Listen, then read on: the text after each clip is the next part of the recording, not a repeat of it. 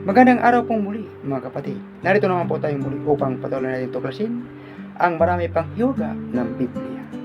Ngayon po basahin na naman natin ang Biblia na walang kasamang mga doktrina na pumapanig sa isang grupo o reliyon. Kung hindi ang doktrina lamang ng Panginoong Jesucristo ang ating susundin.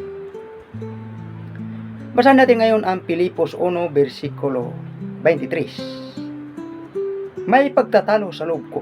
Gusto ko nang pumanaw sa mundong ito upang makapiling ni Kristo, sapagkat ito ang lalong mabuti para sa akin.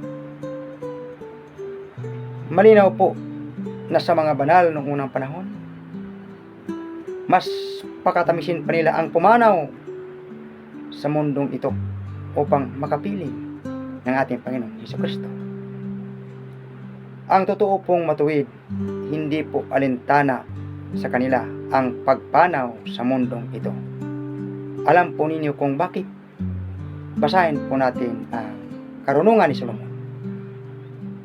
Dito sa Kapitulo 3, versikulo 2. Sa akala ng mga hangal, ang mga matuwid ay namatay.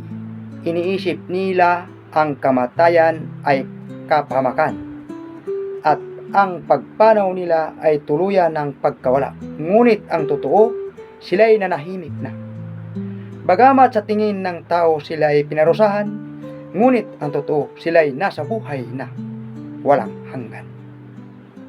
Maliwanag po na ang pagpanaw natin dito sa mundong ibabaw na ito'y patungo na pala sa buhay na walang hanggan.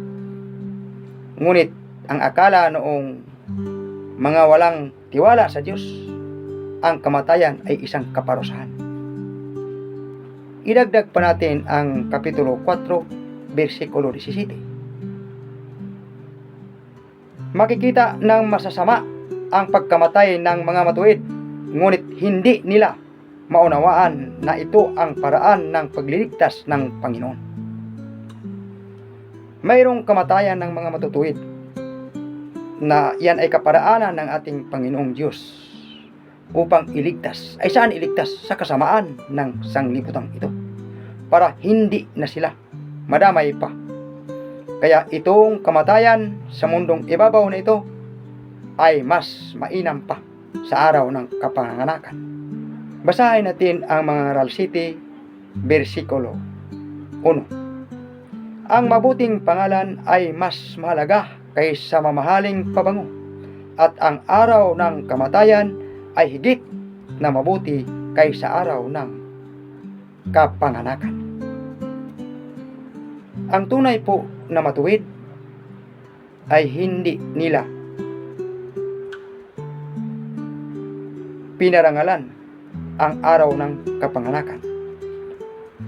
Ang kanilang pinaghihandaan walang iba kundi ang araw ng kamatayan.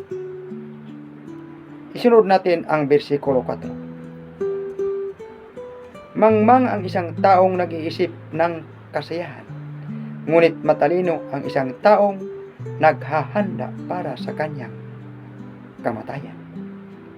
Hanggang dito na lang, sana'y samahan niyo kong muli upang patuloy pa natin tuklasin ang marami pang hiwaga ng Biblia.